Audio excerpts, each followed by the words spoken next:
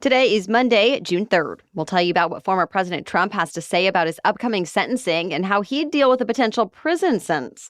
Also, the son of a sitting U.S. president goes on trial for the first time. What to expect when Hunter Biden faces a federal court today. And Israel's response to America's new ceasefire proposal. Plus, how Mexico is poised to make history. The latest research on men's birth control. And which big-name artists are canceling shows and, in some cases, entire tours. Those stories and more news to know next. Welcome to The Newsworthy. All the day's news in around 10 minutes. Fast, fair, fun, and on the go. I'm Erica Mandy. Thanks so much for being here. You ready? Let's do this. As expected, the last few days of American politics have been all about former President Trump's historic criminal conviction. Trump himself gave a 40-minute news conference about a jury ruling him guilty of falsifying business records to cover up a hush money payment. At Trump Tower, the former president called the prosecution a sham, called the presiding judge the devil, and promised to appeal. President Biden also addressed the verdict, saying it reaffirms that no one is above the law, and said the justice system should be respected. Next up, Trump's sentencing is set for July, just 4 days before the Republican National Convention. Options for sentencing include probation or even prison. In a Fox News interview that aired yesterday, the former president said he's okay with any of the options, even house arrest or jail time, and that he explained that to his lawyers, instructing them not to beg for anything. But Trump also said if he does get sentenced to prison or house arrest, it would be tough for the public to accept, and that, quote, at a certain point, there's a breaking point. Granted, it's not even clear yet what kind of punishment the prosecution will ask for, and prison time is typically rare for people convicted on similar charges. Over the weekend, we spoke more about the next steps in this process and the impact it could have on the upcoming election. So if you missed it, check out our special edition Saturday episode right after today's episode. Another historic case that could impact the presidential election is going to trial today. President Biden's son, Hunter, is standing trial on felony gun charges. Remember, he's accused of illegally buying and owning a gun while he was using drugs. And even though Hunter Biden has been open about his struggles with alcohol and crack cocaine, he's pleaded not guilty to the charges. Prosecutors say they plan to call about a dozen witnesses to the stand. They'll also show evidence from Hunter's laptop, including texts that include personal arguments between him and his loved ones and meetups with drug dealers. But the defense lawyers plan to argue that the evidence was tampered with, and they're expected to focus on their client's sobriety. If convicted, the president's son could face up to 25 years in prison. But like Trump, Hunter Biden does not have a prior criminal record, and first-time offenders typically get much lower sentence than the maximum. It's also worth noting that if he is convicted, President Biden could pardon his son, though the White House has said they've ruled out that possibility. The White House has endorsed a new proposal that could end the war in Gaza. It's a 3-phase plan. Phase 1 is a full and complete ceasefire lasting for 6 weeks. It demands Israeli forces withdraw from all populated areas of Gaza and that Hamas release a number of hostages in exchange for Palestinian prisoners being held in Israel. Phase 2 calls for the Israeli military to fully withdraw in exchange for the rest of the hostages to be released by Hamas. And Phase 3 is about rebuilding Gaza, including homes, schools, and hospitals that have been destroyed in the war. Well, there have been some mixed messages about Israel's response to it. Over the weekend, Israeli Prime Minister Benjamin Netanyahu called it a non-starter. But then yesterday, his aide said Israel has accepted the framework, while also calling it not a good deal, adding that some details need to be worked out and Hamas still needs to be destroyed. A Hamas official also responded with some mixed messaging, saying the militant group has welcomed America's initiative, but then noted, quote, Hamas is too big to be bypassed or sidelined by Netanyahu or Biden. In other words, neither side seems to have changed its position, though they seem open to the idea of peace. And the Biden administration is still working to build up support. Mexico is set to have its first woman president and its first president of Jewish descent. The country held the biggest election it's ever had yesterday. And several news outlets report Claudia Sheinbaum is set to win the presidency in a landslide victory. She's a climate scientist, engineer, and former mayor of Mexico City. Sheinbaum comes from the same political party as the current Mexican president and has promised to continue his agenda. He congratulated her on her win early this morning, though she's considered to be more of a left-leaning idealist. Of course, this is expected to impact Americans since Mexico is the United States' largest trading partner. Plus, the U.S. government has been working with Mexico to solve the border crisis and the flow of illegal drugs that ends up killing tens of thousands of Americans every year. Now, that said, analysts expect Sheinbaum to be much more focused on policy within Mexico than the country's relationship with the U.S. She'll be tasked with addressing violence, inflation, electricity and water shortages, and more. China has taken another big step in the modern space race. Over the weekend, a Chinese spacecraft landed on the far side of the moon.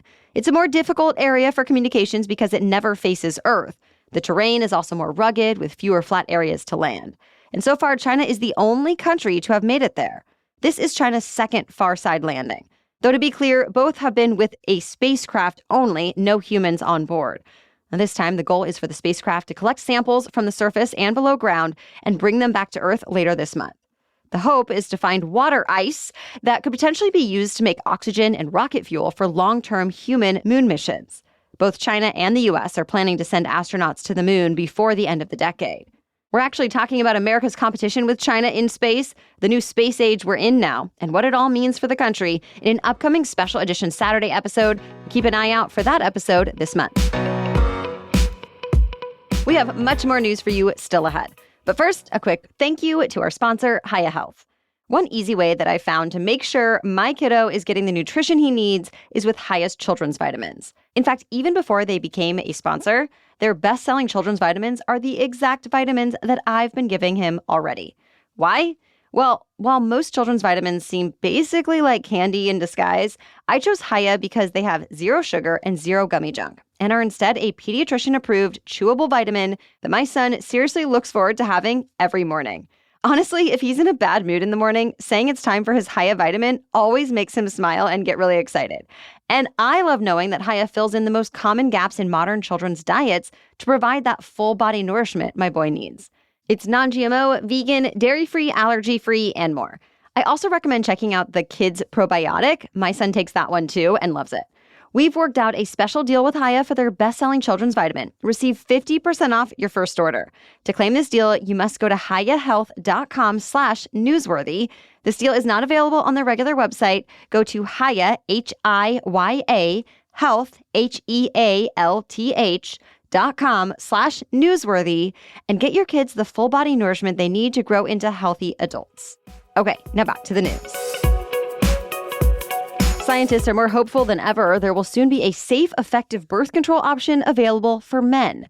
Results from the latest research were released over the weekend. They show a once-daily gel applied to the shoulders can temporarily inhibit a man's fertility without impacting their sex drive. The product contains testosterone and a synthetic hormone called nesterone that reduces sperm production. In this latest trial, sperm counts were suppressed in 86% of participants 15 weeks into starting treatment, and for more than half of the volunteers, it took just 8 weeks. Plus, researchers say there seem to be minimal side effects.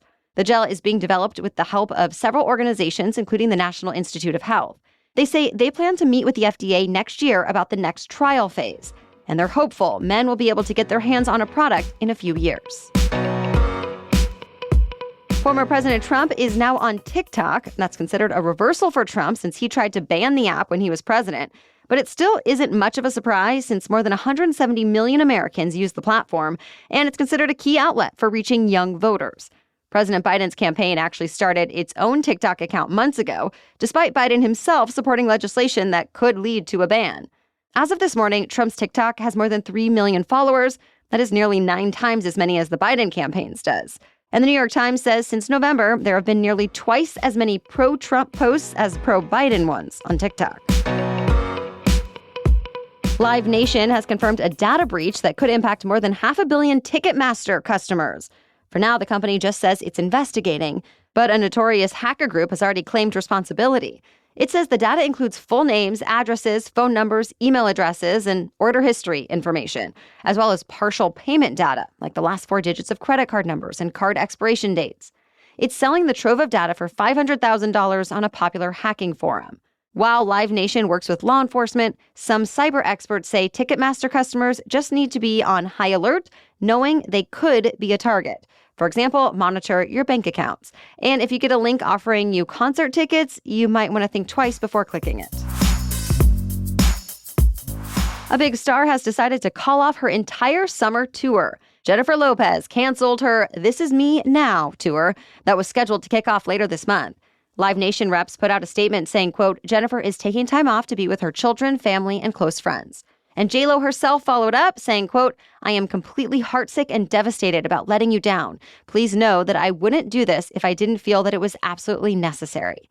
She did not go into more detail. But J-Lo isn't alone. Just a few days earlier, the Black Keys also canceled their big stadium tour, announcing they'll instead do a series of shows at smaller venues. Pink and Justin Timberlake also canceled specific show dates recently. So some reports suggest the touring business as a whole could be changing, that fans might just be losing interest in live music, especially in the face of elevated ticket prices. Of course, there's still plenty of demand for certain stars on tour now, like Morgan Wallen and Olivia Rodrigo. And other artists have large-scale tours planned for later this summer, like Maroon 5, Kenny Chesney, and Red Hot Chili Peppers. Well, that's it for the main news, so now it's time for Money Monday, when we talk about one interesting money-related news story. But first, I'm excited to talk about our sponsor, Honeylove. I used to care more about style and look than comfort, but not anymore. Now I don't have to choose, because Honeylove offers everything you need to feel super confident and great. For example, I choose to wear Honeylove's Legging 2.0 pretty much every time I go into my closet for so much of what I do. Work from home, run errands, work out, go to the park, you name it, and I'm choosing Honeylove's Legging 2.0. In fact, I just got compliments on them over the weekend and caught myself telling my friend all about them and then apologizing that I actually sound like an ad in real life, but I really do love wearing them. And it's not just leggings. All of Honeylove's items, from leggings to shapewear to bras and more, are designed to be comfortable, functional, and make you look and feel great. Honeylove is not just supporting women, it's empowering women. Treat yourself to the best bras, leggings, and more on the market and save 20% at honeylove.com/newsworthy. Use our exclusive link to get 20% off at honeylove.com/newsworthy and find your perfect fit. After you purchase, they might ask you where you heard about them, so please support our show and tell them we sent you. You deserve this. Free the pain and discomfort and keep the support with Honeylove. Now back to Money Monday. As of this past weekend, many Americans are starting to pay less for their inhalers. Two of the largest producers of asthma medications capped out-of-pocket costs at $35 a month. This comes in response to intense pressure from Congress. The Senate Committee on Health, Education, Labor, and Pensions recently found that AstraZeneca has been charging $645 in the U.S. for the same inhaler that it charges $49 for in the U.K. But not anymore. The new cap applies to all inhalers from the brands AstraZeneca and Boehringer Ingelheim. Though for now, the cap does not apply to inhalers made by other leading manufacturers like GlaxoSmithKline and Teva. The Asthma and Allergy Foundation of America says more than 27 million people in the U.S. have asthma, including 5 million children. Well, thank you so much for listening and starting your week with us. Be sure to follow or subscribe to the Newsworthy podcast in your favorite podcast app if you haven't already, and you'll get new episodes every day for free. We'll be back to keep you up to date on the news you need to know tomorrow. For now, have a great day.